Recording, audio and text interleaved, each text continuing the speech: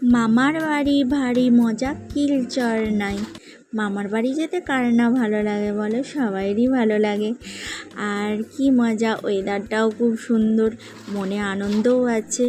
আজ মামার বাড়ি নয়, আজ বলতে ভুল বললাম, এটা হয়ে গেল কয়দিন আগে। কয়দিন বলতে অক্ষয় তৃতীয়ার দিন।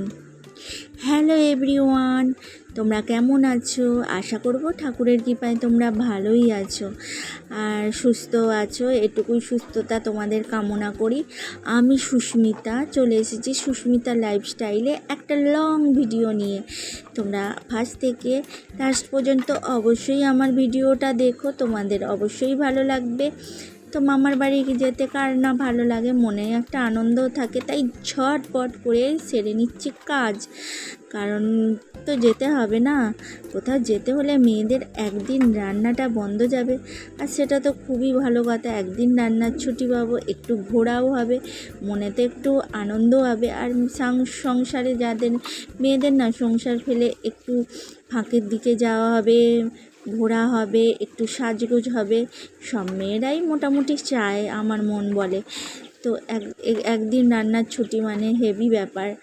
তো আমিও সকাল সকাল কাজটা সেরে নিচ্ছি। সকালবেলা উঠেই বাসি মানে ড্রেস ছেড়ে চলে এলাম বাসনগুলো ধুয়ে। আমি প্রত্যেক দিন সকালে কী করি, আগে বাসনগুলো ধুয়ে নিই। তো অক্ষয় তৃতীয়ার দিন, এই দিনও আমি কী করলাম, বাসনগুলো আগে ধুয়ে নিলাম। দেখো, আর ওয়েদারটাও খুব সুন্দর ছিল সকালবেলার ওয়েদার। আমার সকালবেলা উঠতে, তাড়াতাড়ি উঠতে মানে উঠেই পড়ি, আমার ভালো লাগে ওই সকালের ওয়েদারের এই আবহাওয়াটা, ঠান্ডা ঠান্ডা, বেশ খুব ভালো লাগে।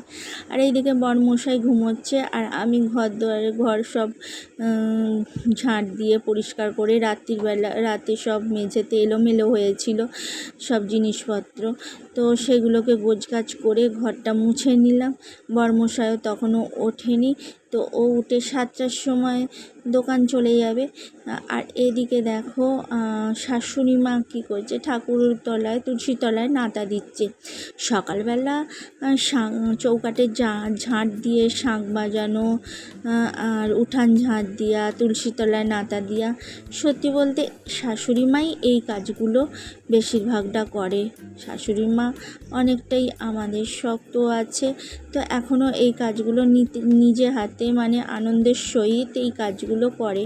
হ্যাঁ, শাশুড়ি মা অসুস্থ হলে তখন আমরা যে কোনো 3 বউয়ের মতো একজন, যে কোনো না যে কোনো একজন করে নিই কাজগুলো। তো শাশুড়ি মা ওইদিকে কাজ সারছে, আর আমি এইদিকে কী করলাম, ঘরগুলো মুছে নিলাম। ঘরে তো ঝটপট করে কাজগুলো সারতেই হবে, বেলা হলে, কোথাও যেতে হলে বেলা হলেও সেই বিরক্ত লাগে। যা রোদ গরম পড়েছে, প্রচণ্ড কষ্ট, আর তাড়াতাড়ি কাজগুলো সারতেও হবে। আর এদিকে হঠাৎ করে দেখি কুকুরটা খেয়ে করে চেঁচাতে লেগে গেছে। কেন রে বাবা, কী হলো?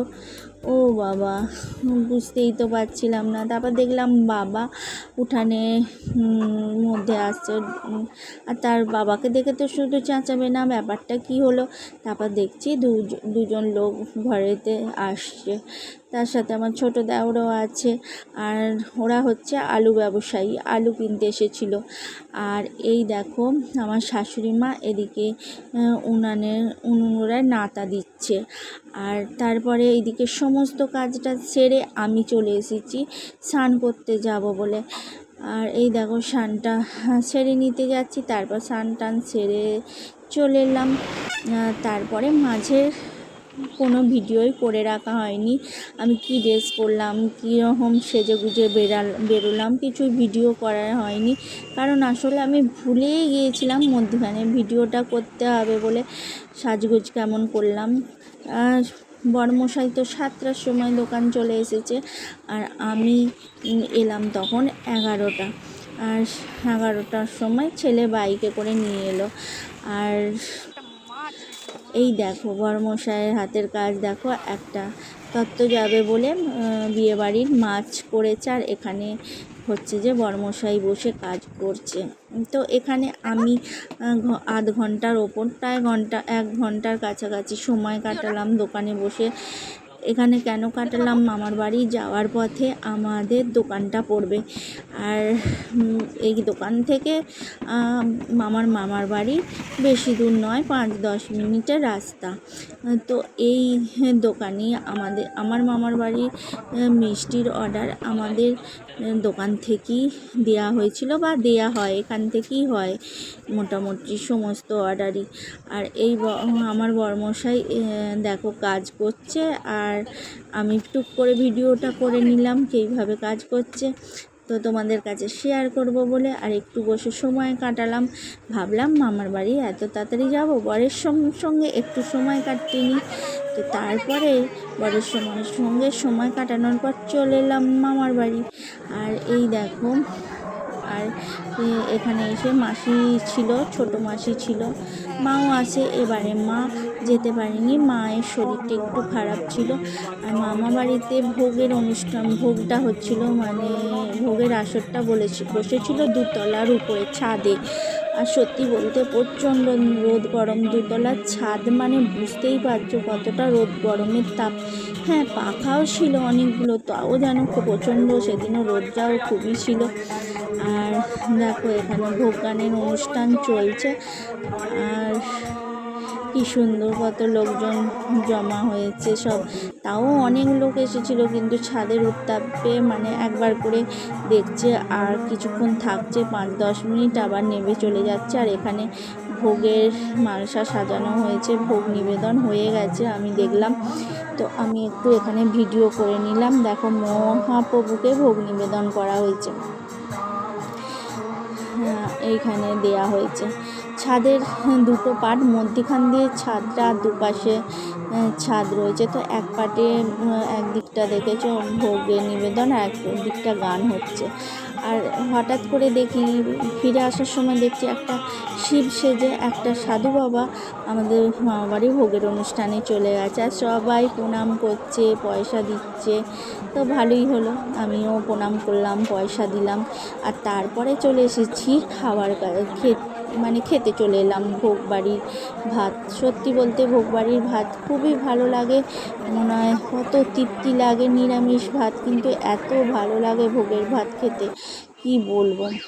তো খাওয়া দাওয়া সেরে মাঝের ভিডিও আর একটাও করা হয়নি। তারপরে চলে এসেছি বিকালবেলা, বিকাল হতেই চলে এলাম, মানে আবার বরমশাইয়ের কাছে এসে আধা ঘন্টার ওপর আবার কিছুক্ষণ বসেছিলাম দোকানে। সন্ধ্যা হব হয়ে যাচ্ছে, সন্ধ্যার আগের মুহূর্তটা এটা। আর দেখো দোকানে লোকজনও এসেছে, আর সব জায়গায় আলো জ্বলে গেছে। সন্ধ্যার আগের মুহূর্তটা, ঠিক সন্ধ্যাও হয়নি, আবার একটু মতো। তো চলে এসেছি কাছে, কিছুক্ষণ ছিলাম ওখানে। তো আজকের সারা দিনটা, অক্ষয় তৃতীয়ার দিনটা এইভাবেই আমার সারাটা দিন কেটেছে। তো ভালোই লেগেছে, মাঝে মাঝে মেয়েদের এরকম ছুটি তো ভালোই লাগে আমাদের মধ্যবিত্ত পরিবারের। আর এই দেখো বরমশাই এখানে মিষ্টির কাজ করবে বলে এখানে রস চাপিয়ে দিয়েছে, জল মানে কাজ আরম্ভ করে দিয়েছে। তো বলছিলাম মধ্যবিত্ত বাড়ির মেয়েদের একবার আধবার, আমরা তো সত্যি বলতে যারা চাকরি বাকরি করে না, ফাঁকে বেরোয় না, ঘরে থাকে, তাদের এইভাবেই মোটামুটি চলে যায়।